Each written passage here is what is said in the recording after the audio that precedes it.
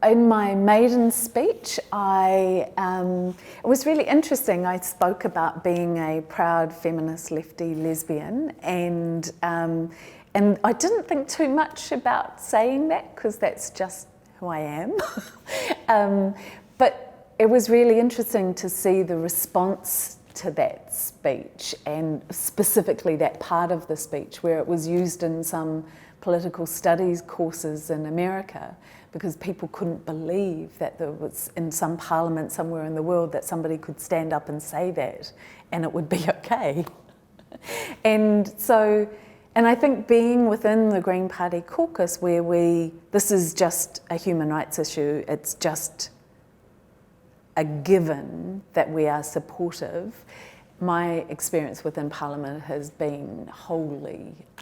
positive in terms of doing this work and feeling as if that it's valuable to be that link to the community and that work is valued.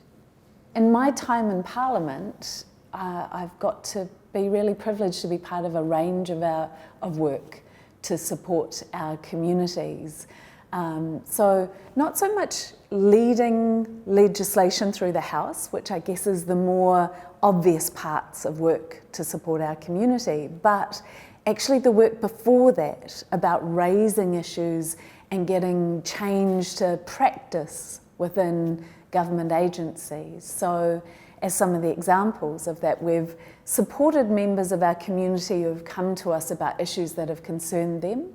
around ensuring access to gender-affirming healthcare, about the long-standing convictions for homosexuality and the need for expungement of those convictions, as well as the real problem for trans and non-binary people that their identity documents, there's one process for getting your gender identity marker changed for passports and driver's licenses, but for the birth certificate, there's a really difficult, unwieldy process that puts the decision of somebody's gender identity in the hands of the court, and rather than that person themselves. So we, in all of those cases, Kevin and I supported members of the community to develop petitions that they then gained signatures for, and then we supported them to present that to the House and Parliament to get Parliament to consider those issues and hear from the departments about what their response was. And that led to the legislation to expunge homosexual convictions, and led to the inclusion of some amendments in the Births, Deaths and Marriages Act to recommend self-identification on birth certificates. Not something we've managed to progress yet, but that we are still supporting that work and hope to see that change in the next Parliament. And also created the environment where, in this term of Parliament, for the first time in a very long time, money was put towards increasing access to gender-affirming healthcare. And that we saw that visibly in the budget last year, which was possibly a first, I think, and a really important step for ensuring that people are able to live as who they are and have that basic human right to decent healthcare. And we've also, I've been really proud to have set up the cross-party working group, which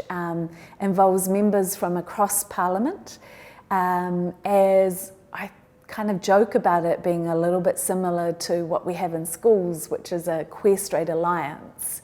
And it's about helping to bring community voice into Parliament and educate us as members of Parliament on what the core issues are for the community to help us advocate better.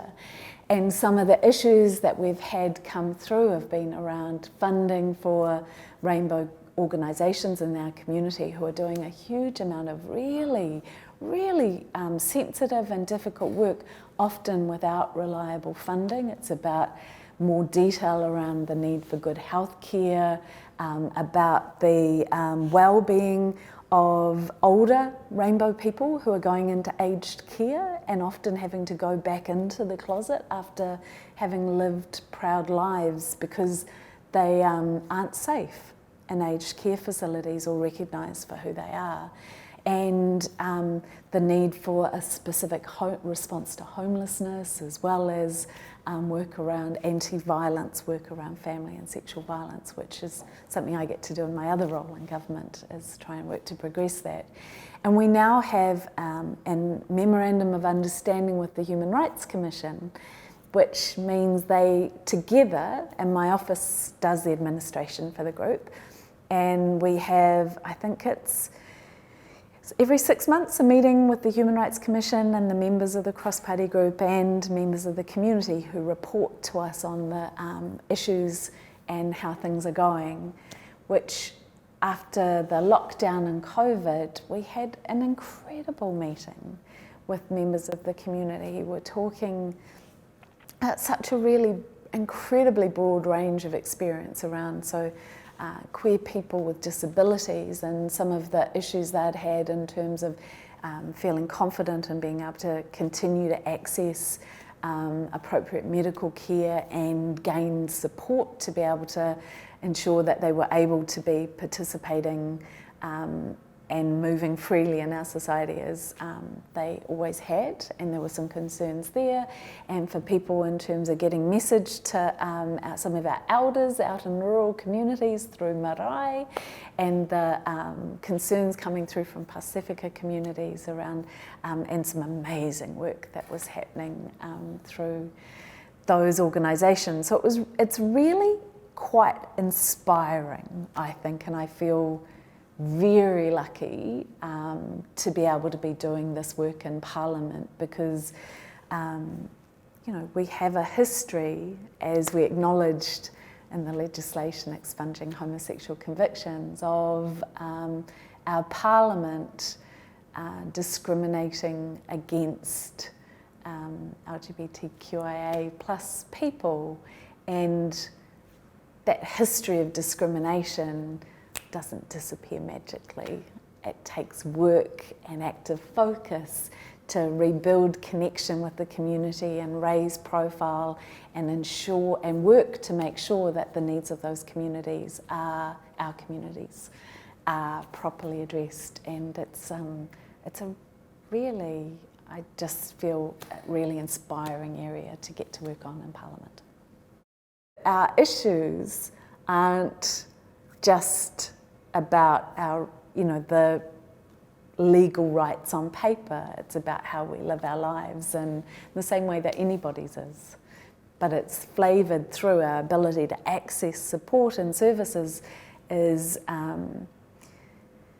still flavoured by a history of discrimination that creates barriers for many people to get to live freely. For me, it is that point of acknowledging the history of the House and the Parliament in discriminating and oppressing and locking up our members of our community, and of so much harm that was only possible because there wasn't a connection between those decision makers and the people in our community to hold them to account or to help them realise the impact of what they were doing. It represents that they have a place in our Parliament, and that it's not just for other people, but that they are here and they're seen and celebrated, and that's beautiful.